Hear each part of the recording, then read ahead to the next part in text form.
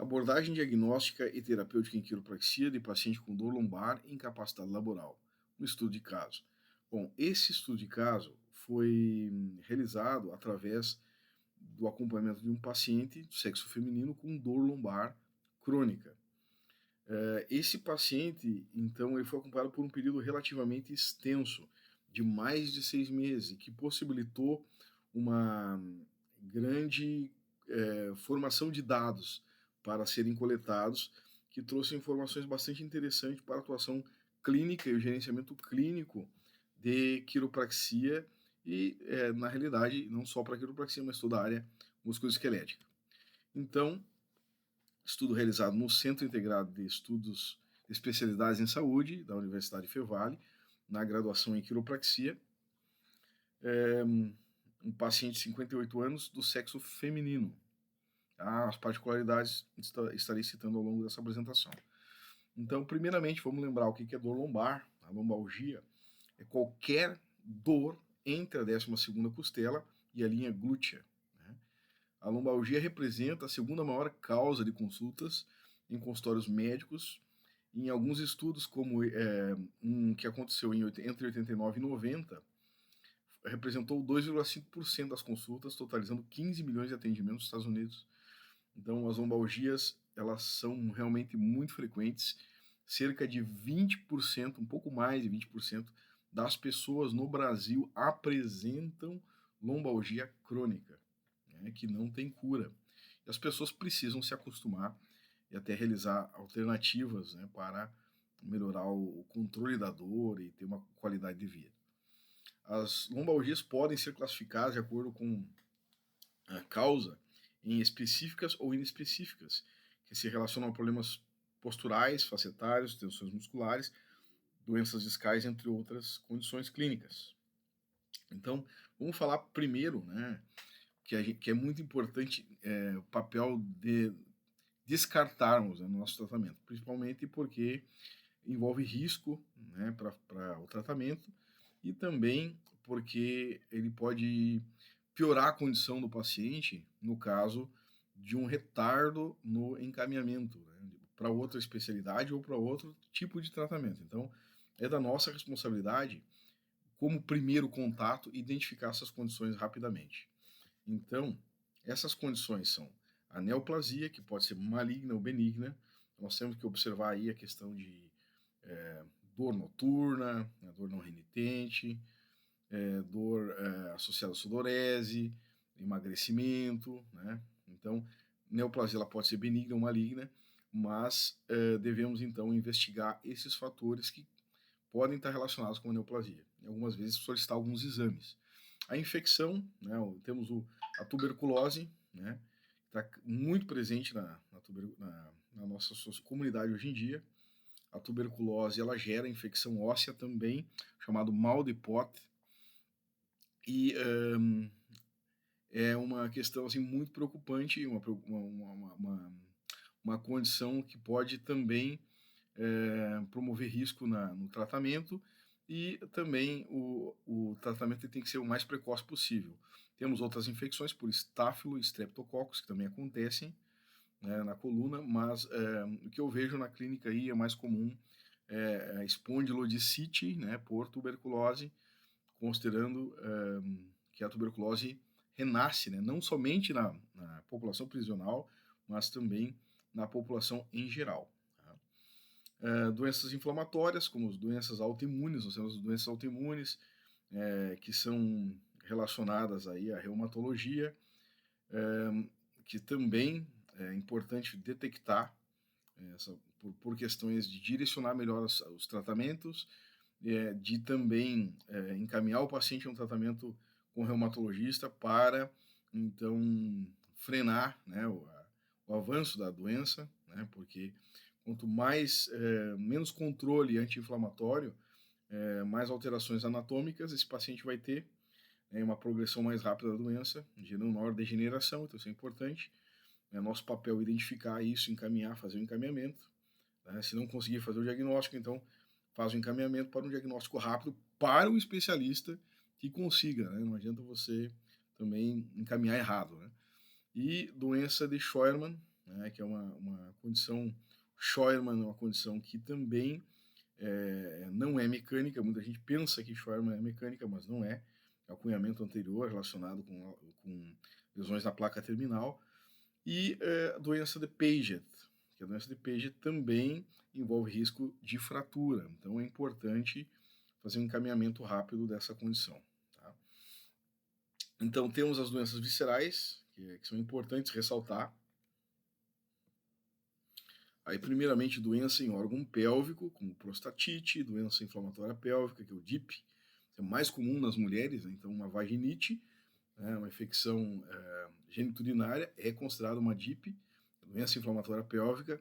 A endometriose, importante também, né? Nós temos a endometriose que, digamos, transpassa o peritônio, que pode gerar a formação de endométrio em qualquer região fora do útero, e isso pode provocar dor, vários sintomas, até sintomas no ombro, relacionados com o ombro,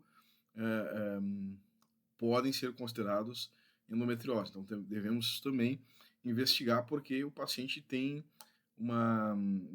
não melhora no tratamento, né, se o diagnóstico não for bem feito.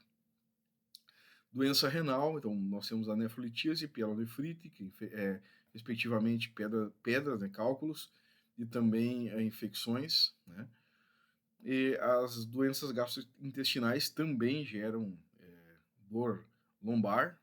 Então temos aí a pancreatite e a úlcera e também colecistite, que são doenças gastrointestinais que também podem gerar dor lombar. E não podemos deixar de falar do aneurisma de aorta. Tá? O aneurisma de aorta é muito importante nós conversarmos sobre isso, porque está associado aos pacientes com hipertensão arterial sistêmica.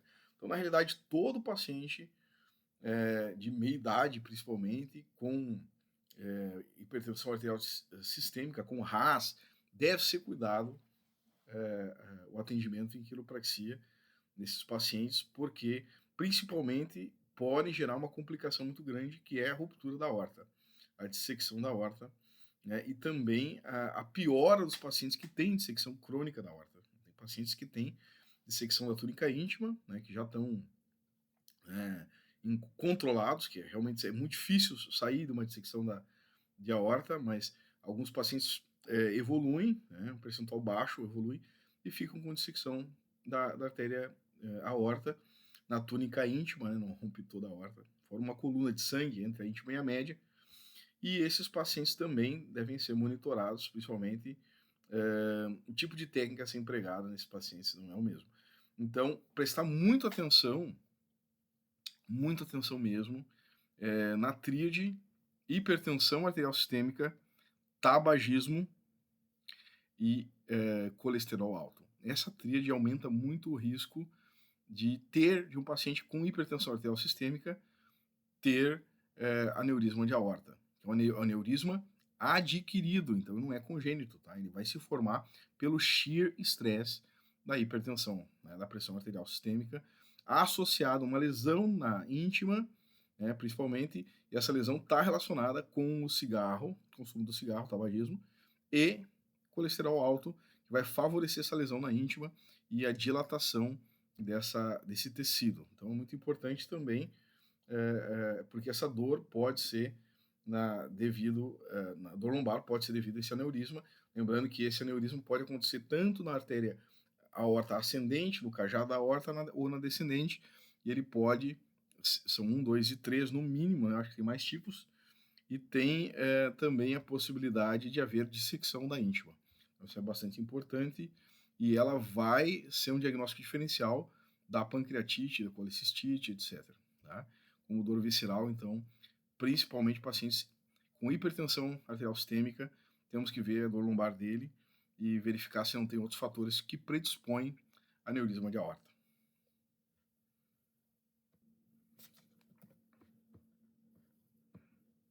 Bom, quanto à dor lombar mecânica, nós temos aí 97%, esse é o novo livro da SBOT de ortopedia do adulto, né? E aí ele cita ali dor lombar mecânica 97% dos casos, sendo que dessas, 70% é lombalgia idiopática, que que pode ser desde uma distensão, um mau jeito, né, da coluna, que não tem, né, uma causa definida. Nós temos também processos degenerativos do disco intervertebral e facetas, 10%. Hérnia do disco, 4%. Estenose de canal, 3%. Fratura osteoporótica, 4%. Espondilolistese, 2%. Fratura traumática, 1%. Doenças congênitas, aí, né, para menos, né, que 1%. Espondilólise, dor discogênica e instabilidade da coluna lombar. Tá? Então, são causas de dor mecânica. Então, isso é o mais comum. Né? Então, depois de descartar aquelas condições ali que são a menor, que a gente falou antes, nós temos essas aqui, que são o que é mais provável que aconteça no nosso paciente. Então, primeiramente, avaliando a nossa paciente, né, temos algumas características aqui do histórico clínico. Primeiro, eu gostaria de ressaltar que essa paciente está fazendo atendimento desde 26 de outubro de 2020, tá? Sendo acompanhada recentemente para esse estudo de caso, no período de março de 2023 a junho de 2023. Tá? Então, basicamente no semestre. Né?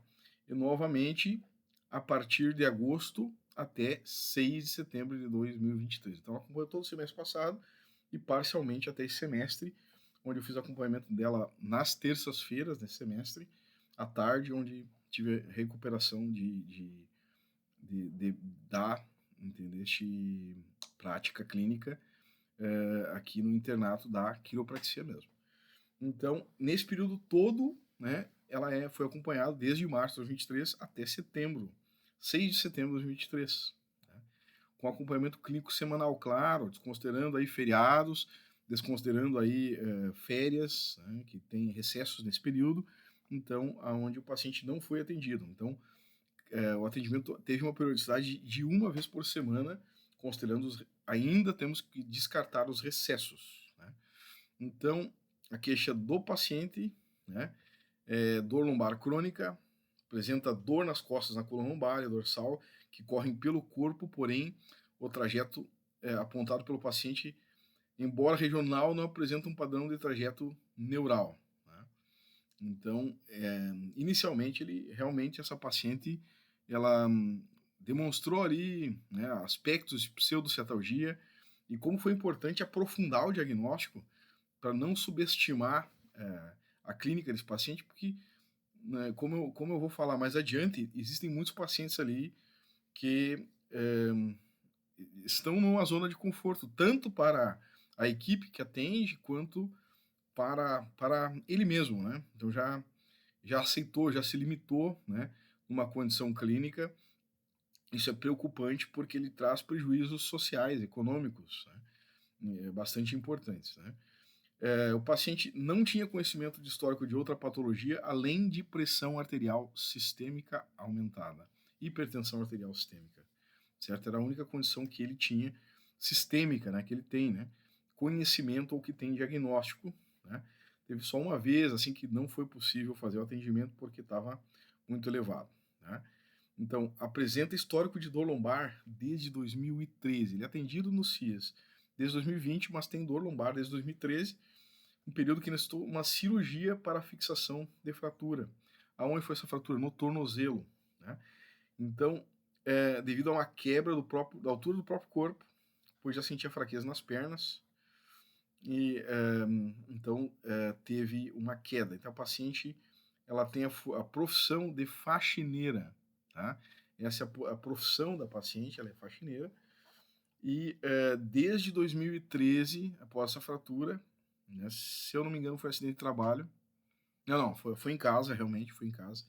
Ela citou assim, foi em casa o paciente, teve uma queda em casa, numa atividade de vida, né, diária, né, cuidando da casa, ela caiu, né, e segundo ela, já tinha uma certa fraqueza nas pernas, com dor, já existia dor lombar. Né? Então ali ela teve o afastamento do trabalho de faxineira que ela tinha. Então, desde lá não retornou ao trabalho, né? Não retornou ao trabalho e também não conseguiu auxílio do INSS, então ela está sem receber nada, né? Sem atividade laboral. Tá? Isso é bastante preocupante porque eu trabalho bastante com essa área de NSS, né? E eu vejo que muitos pacientes sem um bom suporte, eles não conseguem encostar, eles não conseguem obter nenhum benefício, e já existe uma tendência lá, eles não conseguiram benefício, então é difícil de comprovar, né, algumas questões clínicas. Então, fibromialgia é dificílimo, né? Não encosta com fibromialgia. Então, é importante considerar aí essas dificuldades que existem, que esses pacientes que têm uma dificuldade clínica, um problema clínico relacionado à dor lombar, por exemplo, que não conseguem benefício, né? E merecem benefício. Uma coisa importante de considerar. Então, relata a paciente que realizava quiropraxia, quis trocar o horário, pois não havia sentido bem atendida, que um colega teria machucado um pouco as costas dela. Então, chegou realmente, na primeira consulta que eu tive com ela, ela chegou bastante chorosa, reclamando de um mau atendimento de um colega.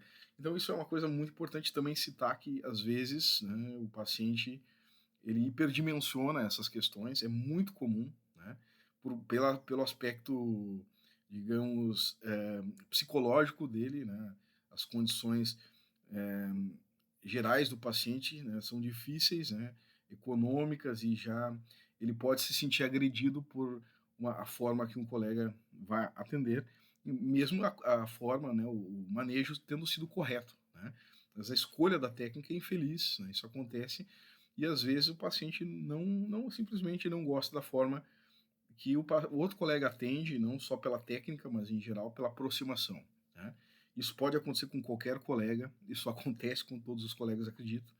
E é importante também, quando eu recebi essa paciente, eu procurei contornar essa situação de forma a não, digamos, direcionar, não reforçar, não dar reforço positivo ao que o paciente estava mencionando, visando todo o contexto que ali existia, inclusive o contexto de bandeira amarela, né? O paciente claramente em sofrimento psíquico também, devido à condição que ele apresenta. O paciente negou tabagismo, etilismo, febre, doença reumática, uso de corticoide de forma contínua, e também negou a ocorrência de trauma recente ou outra manifestação de morbidez. O alerta clínico informou sobre o histórico clínico pregresso de hipertensão arterial, que continua sendo tratado até hoje e aparentemente está controlado. Tá? Então, isso é importante, né, citar. Então, na semiologia do paciente, semiologia propedêutica do paciente, o paciente, na primeira avaliação, apresentou 140 por 80, né, então, muito provavelmente pela ansiedade, por chegar aqui um pouco, né, sem conhecer, né, o novo ciclo de atendimento, então isso é normal, mas logo foi estabilizando esses índices de pressão, e também é um nível de pressão que permitiu o atendimento para o caso dela. Ao realizar o teste de Adams, né, eu vou falar mais do teste de Adams nela, porque a gente fez o cluster de fiz o cluster de Rehorst, apresenta dor lombar no intercurso da flexão da coluna e na extensão manifesta o Goels, que dentro do cluster de Rehorst a gente tem uma fase que é pesquisa de movimentos aberrantes, e aonde o paciente tem dor e pode segurar nas pernas, né, segurar para fazer extensão, né?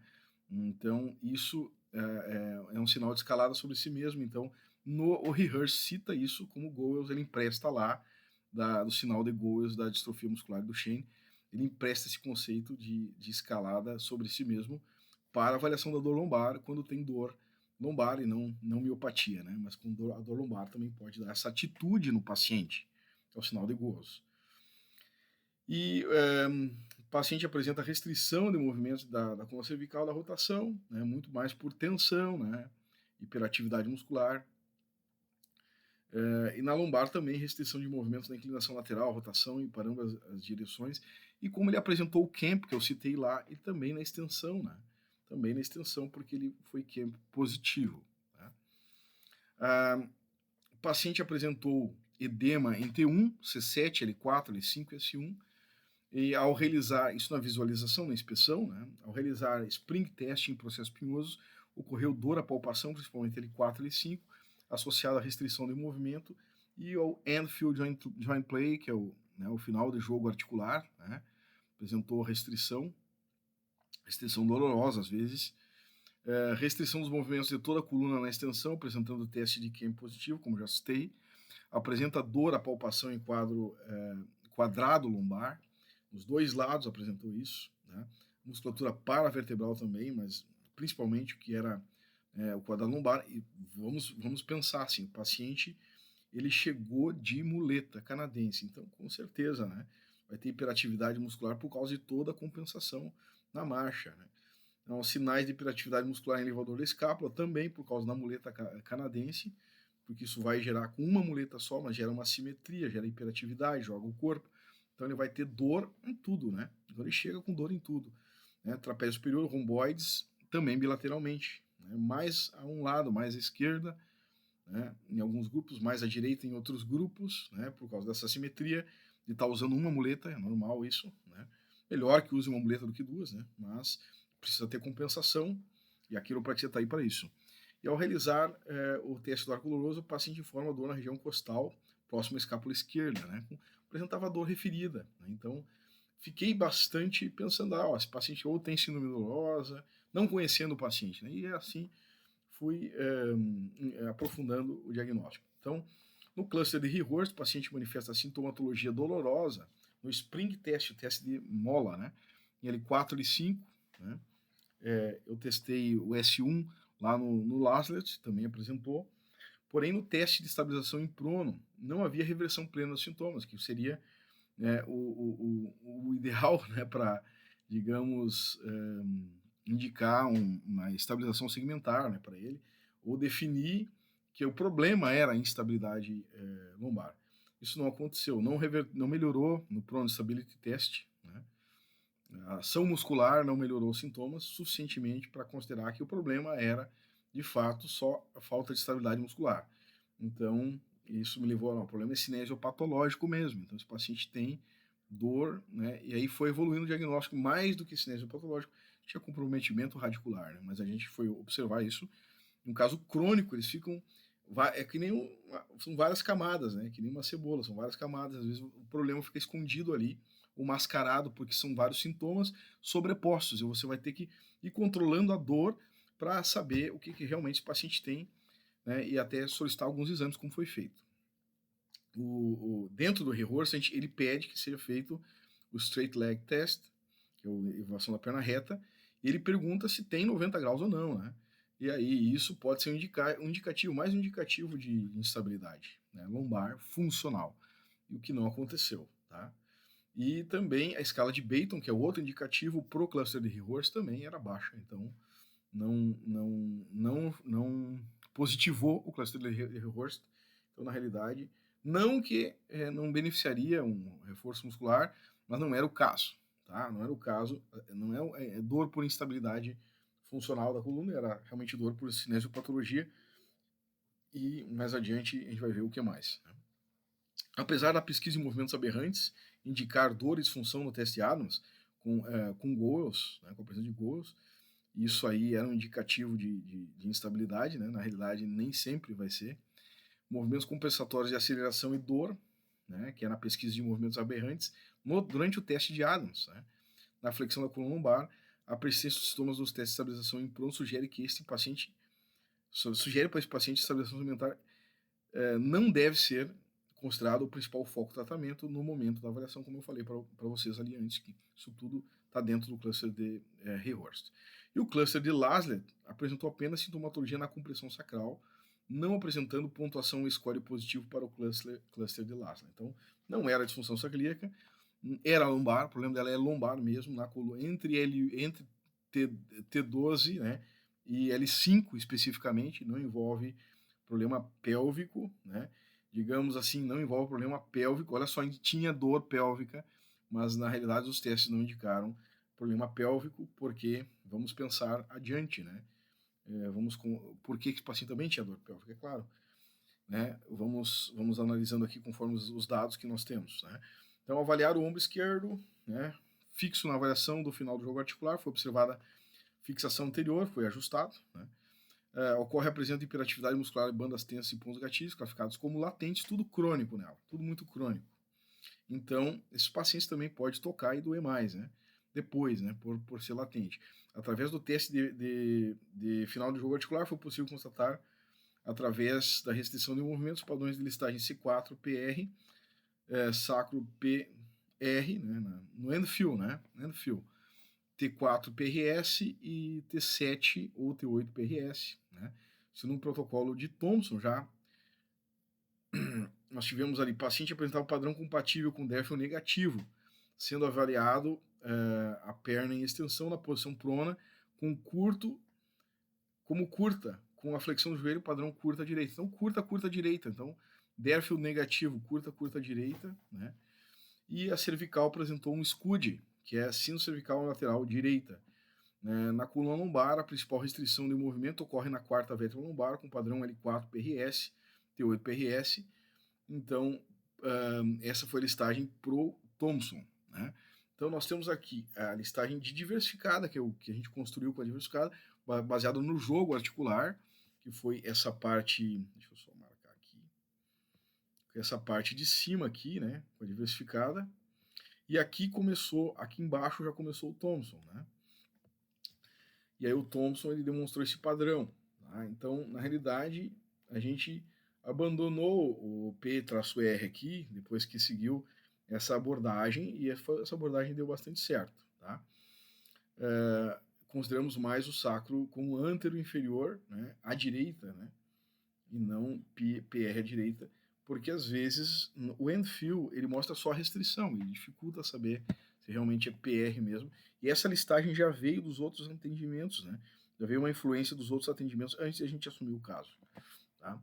Então a gente ficou com um padrão mais anterior inferior mesmo, tá? Então no Logan, né, apresentou a simetria das quistes ilíacas, sugere escoliose lombar, né? Um HELPS tinha crista ilíaca mais alta à esquerda, eletores à esquerda, L5 PRS, tá? Isso a gente pode ver no exame que tinha esse padrão mesmo, né? Um BL. E dor na IPS, espinha ilíaca pós-superior direita, observaram maior tensão no saco venoso à direita. Tá? Esse foi o padrão que a gente encontrou de avaliação específica, patologia específica da paciente. Então, a pesquisa de tensão neural. Nós pesquisamos, então, tensão neural, obviamente. Então, no começo ali, na primeira avaliação, estava difícil por causa que tinha muito pontos gatilhos, né? Muito trigger point, banda tensa latente. Isso dificulta um pouco a avaliação. O paciente sente dor em tudo, é difícil, né? Então tem que dar uma controlada na dor do paciente para ir esclarecendo o caso, para vendo o que resta, o que fica depois de controlando a dor, né? Então, realizando teste de pesquisa de tensão neural diversa, né? Nós usamos o Upper Limb Tension Test, que é o Upper Limb Tension Test, o LTT, né? Teste de tensão neural dos membros superiores, né? E também o Lower Limb Tension Test, teste de tensão neural dos membros inferiores, teste de Laseg, Nachas, Fizan, Laseg invertido. Ao realizar esses testes, observamos confirmação de dor neural no ciático bilateralmente e também neurofemoral com intensidade menor, tá? Apresentou assim um pouquinho de dor, né, nos testes que confirmaram, levaram essa informação, né, de ciatalgia, e também verdadeira, né? Deu a impressão de ser verdadeira. Na primeira avaliação que a gente fez isso aí, que eu fiz isso aí, não ficou claro, depois foi controlando a dor, ficou cada vez mais claro. A dor miofascial na volta, né, foi controlada, foi, né, uma condição crônica, né, desde 2013, então imagina. Então fizemos testes de miótomo, né, avaliando a força muscular, e fica constatada disfunção neural com diminuição de força muscular S5 S1 bilateralmente com nível de força entre 3 a 4 no membro inferior esquerdo, que é o menor, era mais para 3 ali, 3 para 4, na escala de 0 a 5. O que caracterizava no grupo muscular afetado a dificuldade de mover o segmento corporal contra a gravidade. Não foi observada a posição preferível na inclinação lateral, havendo, nos períodos de crise, alívio na flexão na posição sentada. Então, ela aliviava mais nessa situação quando tinha mais crise, né, dentro desse período. Então, aqui, ela já tinha uma ressonância, não estava bem atualizada, de 2012, né, de novembro de 2012, onde apontava vários pontos aqui, tem vértebras mais altas na coluna lombar, de alterações degenerativas, lesões na placa terminal, né? Aqui, ó, né, o disco, a presença do disco aqui, protusões discais em todos os segmentos, né? E alguns sinais de... tinha espessamento do ligamento amarelo e alguns sinais de estenose radicular, né? Como apresenta aqui nessa imagem. Tá? Então, os achados da ressonância, né? Desidratação em todos os discos, né? Em sinal, em T2, né? A ponderância T2. Todos os discos da lombar estavam desidratados. L1, L2, abalamento discal difuso, causando redução da amplitude neuroforame esquerda. Então, aqui, ó, isso justifica alguns achados no nervo femoral, né? Mas, claro, né, não tem como saber se isso realmente está comprimindo o nervo, está gerando efeito, só pela imagem, né? Tu pode ter protrusão, pode estar tocando pertinho do nervo ali, não necessariamente é aquilo, tá? Em L2 e L3, a redução do saco intervertebral, do espaço intervertebral e abalamento discal difuso, com ruptura do anel fibroso na região justaforaminal esquerda e protrusão posterior mediana com discreto componente extruso de migração caudal, causando compressão sobre a face ventral do saco dural, redução da amplitude neuroforame desse lado com extensão intraforaminal. Tá? Então aqui, L2, L3, L3, L4, abaulamento discal difuso com diminuição posterior mediana, causando compressão sobre a face ventral do saco dural e redução da amplitude posterior inferior dos neuroforames. L4, L5, abaulamento discal, né?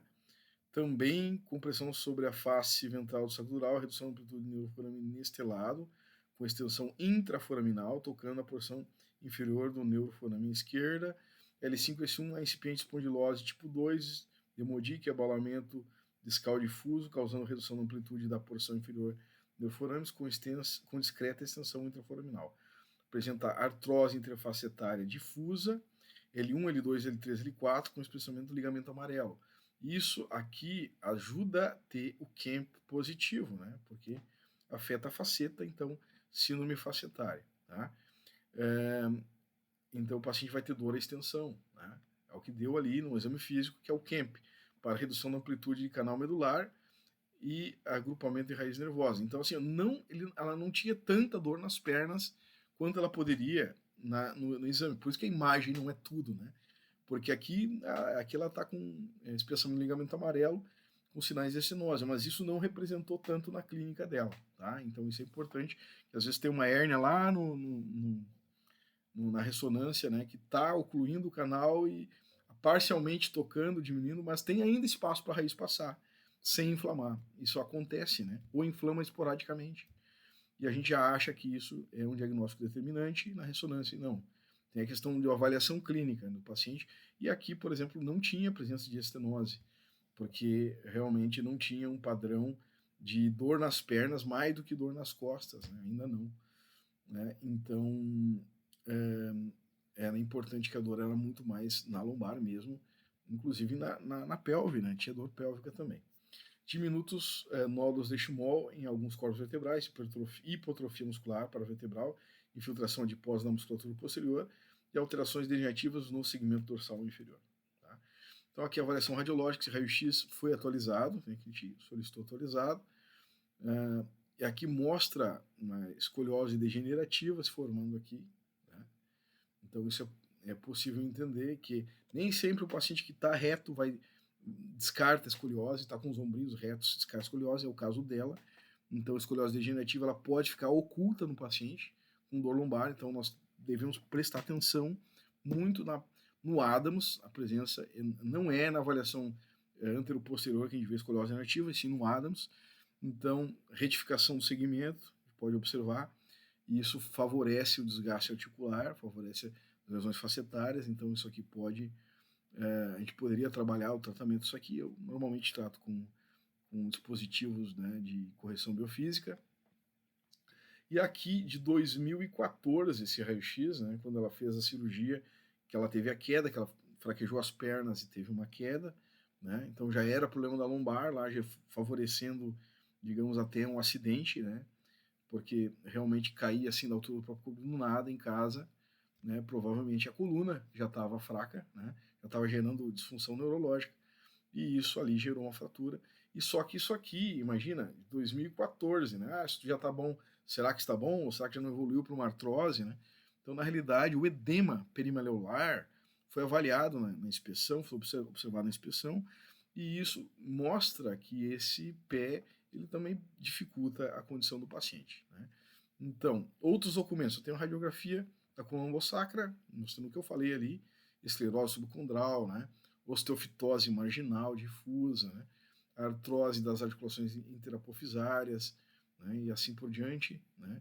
Com a escoliose, né, degenerativa, então paciente escoliose degenerativa, atestado de fisioterapia, a gente pegou um atestado de fisioterapia também, de 4 de abril a 12 de maio, com dor lombar, solicitei eletroneuromiografia, que demonstrou, né, então isso é bom até para ela, para aspecto jurídico, né, junto ao INSS, que aí nós estamos comprovando a disfunção aqui, radiculopatia crônica L5S1 bilateral, né, e tem aqui as medidas, né, de delay, né, onde mostrou realmente que o paciente tinha um dano eletrofisiológico. Então isso é importante, né, isso é bem importante.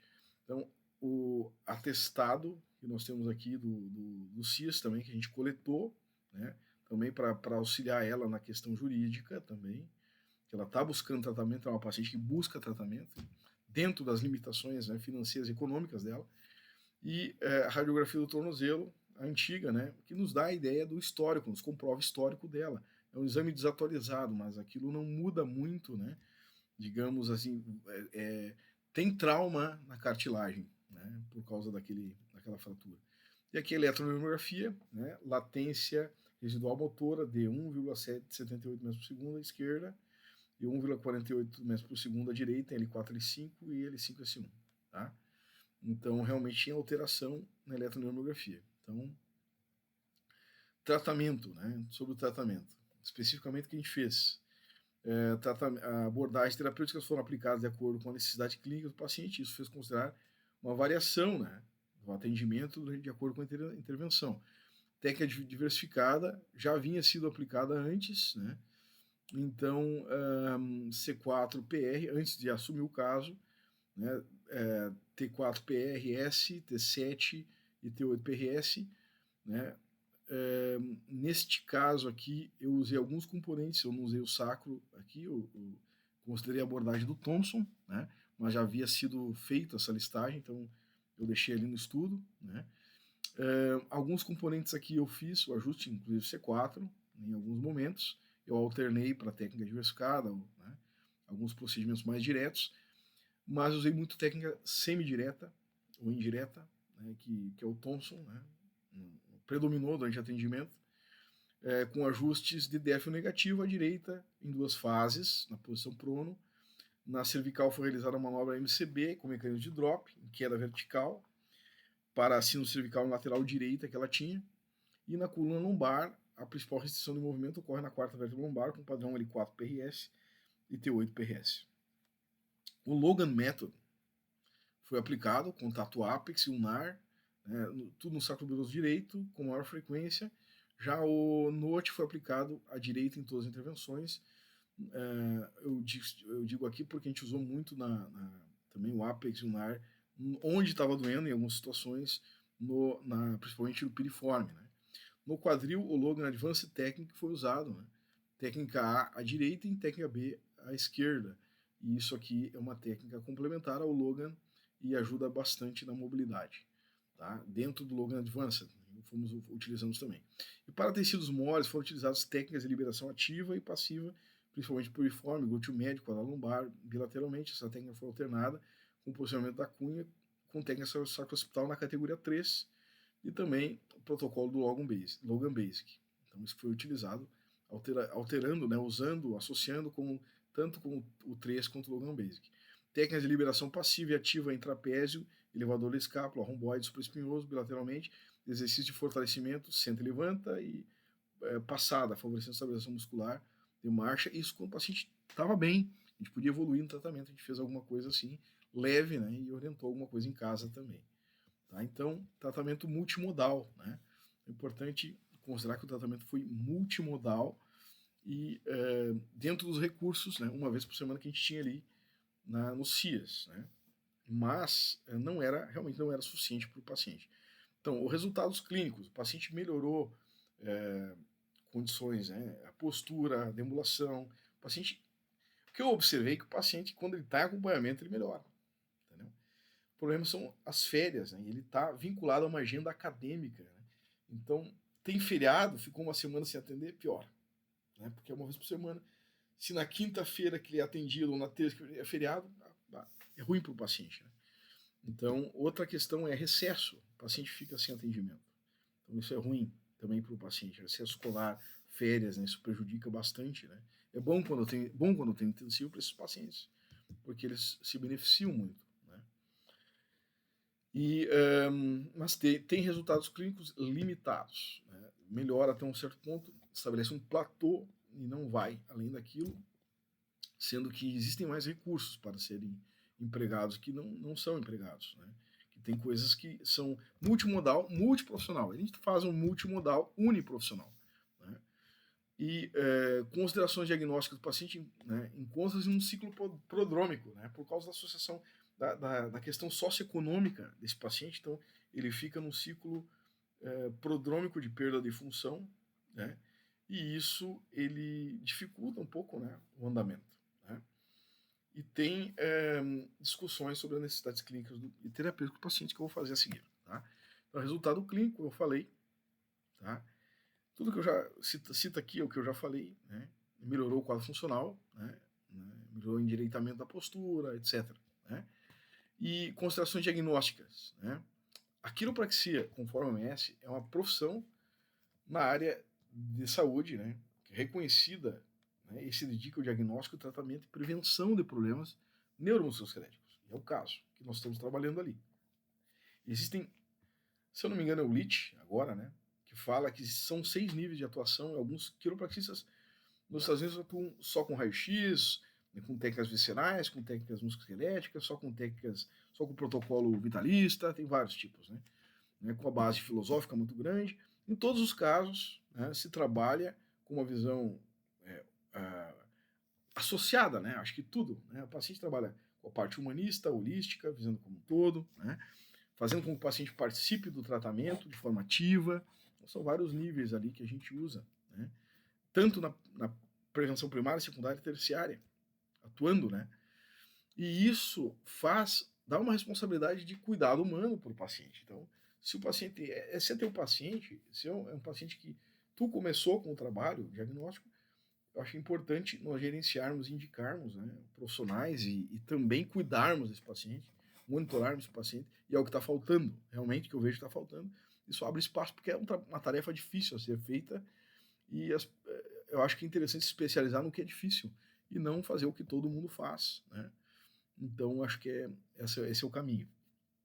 Desde o início do acompanhamento clínico do paciente, para o desenvolvimento desse estudo de caso, é tentador assimilar o status quo e se acomodar no sofá, sentar no sofá do status quo desse paciente, né, que é uma questão irrevogável, aceitar assim, não, é assim mesmo, não vai mudar, né? Vamos considerar o biopsicossocial dele, a complexidade, gerenciar tantos fatores que implicam em determinantes do processo da doença, quando se atenta ao dilema da escolha entre o tratamento da causa ou dos sintomas. Então, na realidade, muitas vezes nós estamos traindo a quiropraxia, tratando só os sintomas desse paciente. Nós não estamos nos posicionando como um doctor mesmo, que vamos resolver esse problema. Né? E às vezes não é só com ajuste, né, que a gente resolve o problema, que a gente evoluiu a ponto de saber que, né, nem sempre é só o ajuste. Né? Muitos pacientes permanecem sem diagnóstico específico e são mantidos em um tratamento que é um ciclo prodrômico, né? Que é aquela coisa ali, não tem diagnóstico específico. E também falta... Olha, ele te manda para o médico, os médicos não fazem o diagnóstico. Né? Então, porque também aceitam um ciclo prodrômico. Né? Então, o que a gente procurou fazer é evoluir no diagnóstico, e fizemos isso e consideramos, olha, não é dor nociplástica só, ele até tem dor nociplástica, não é só síndrome dolorosa, não é isso. Não, esse paciente tinha uma neurite mesmo, né? Então isso é importante considerar. Então ele precisa de uma assistência social, principalmente porque se for ver a história dessa paciente, ela já foi enganada por um monte de gente. E assim, aparece mais gente para enganar ela. Triste. Então ela precisa de uma assistência social, na minha opinião. Para mim, o principal paciente, o principal protagonista aqui é o assistente social, que ele deve fazer um laudo de assistência social para que seja incorporado no processo do INSS, novamente ser tentado, porque essa paciente precisa de assistência, ela não pode trabalhar, realmente, né? Então, são um laudo mostrando, né, falando sobre tudo que tem da clínica, unificando sobre o que tem na parte clínica, né, ortopédica, quiroprática, fisioterapêutica, e que possa ajudar a decisão do juiz, né, para fazer a decisão, para ajudar na decisão de que haja realmente ela é uma trabalhadora e que ela possa ter benefício, né? Então, necessidades que ela tem: assistência médica, revisão e acompanhamento de medicamentos, assistência nutricional, né? Tipo, medicamento, ela precisa de medicamento para ansiedade, para depressão, precisa revisar essas questões, tá? Porque senão não melhora a dor. Talvez uma pregabalina, não sei.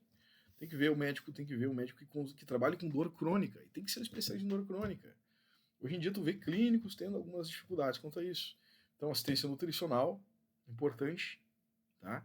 A atividade física e obesidade, nós temos ali entre sobrepeso e obesidade 1, nós não temos balança ali, né, para fazer rápido, né, na demanda que nós temos de 15 minutos, 30 minutos. Então, eu coletei os dados ali, mas a paciente oscila o peso um pouquinho mais, ela tem obesidade 1. Né? Na realidade, eu acredito que esteja obesidade 1. Né? A gente não pôde, né, foi uma colheita baseada no que foi informado o paciente sobre o peso e altura. Né?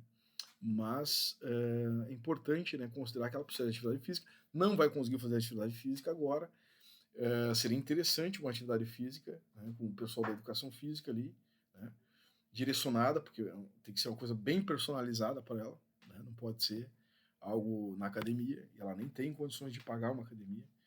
Assistente psicológica e psiquiátrica, tanto pelos problemas que tem na volta dela, que são muitos, né, aí tem filha desempregada, tem neto cuidando, tem toda uma situação. Então, é uma paciente bandeira amarela que todo o contexto dificulta o tratamento, o resultado do tratamento. Depende de períodos letivos, necessita de um programa de manutenção terapêutica que não seja ligado unicamente à escala de atendimento do calendário acadêmico. Então, não tendo ali atendimento na FEVALE, ela tem que ter alguma coisa, e isso é o Estado, né? O Estado, o governo, né? O pessoal aí do social, né? Social-democracia deve cuidar dessa questão, porque precisa, já que o Estado é o poderoso, tem que realmente assistir esse pessoal. Tá? E aí, reabilitação traumatológica ortopédica multimodal é fundamental. Essa paciente, ela precisa de multimodal não só dentro da quiropraxia, ela precisa, né, da flexodistração, ela precisa de acupuntura, agulhamento seco neuropático, agulhamento seco normal, ela precisa de Mackenzie, ela precisa de laser, ela precisa controlar a dor com menos medicação, embora tenha que revisar a medicação dela, ela precisa de métodos anti-inflamatórios, analgésicos, descompressivos, tudo isso eu escrevi no estudo de caso ali. Tá? Então, o acompanhamento do paciente nesse estudo de caso permite dimensionar o potencial da quiropraxia e utilizar recursos diagnósticos para facilitar o tratamento do processo de gerenciamento clínico do paciente. Então é importante, o quiropraxista pode fazer gerenciamento clínico, porque está dentro do escopo que está definido na OMS. Né? Contribuir, né? Associar no gerenciamento clínico. Com a devida orientação técnica, ele tem conhecimento para isso, encaminhamento a outros profissionais e mesmo a solicitação de exames complementares atualizados e novos ou omissos, que no caso da eletromiografia estavam omissos, né? Nas explorações diagnósticas anteriores, assim favorecendo o esclarecimento diagnóstico.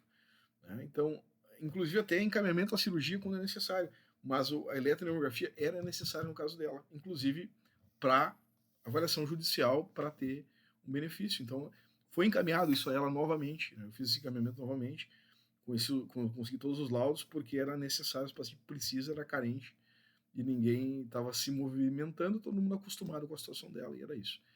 O acompanhamento dessa paciente permitiu o levantamento de novas informações clínicas que podem ser incorporadas à defesa dos direitos da paciente como cidadã, principalmente na busca de recursos para manutenção e preservação da saúde e qualidade de vida.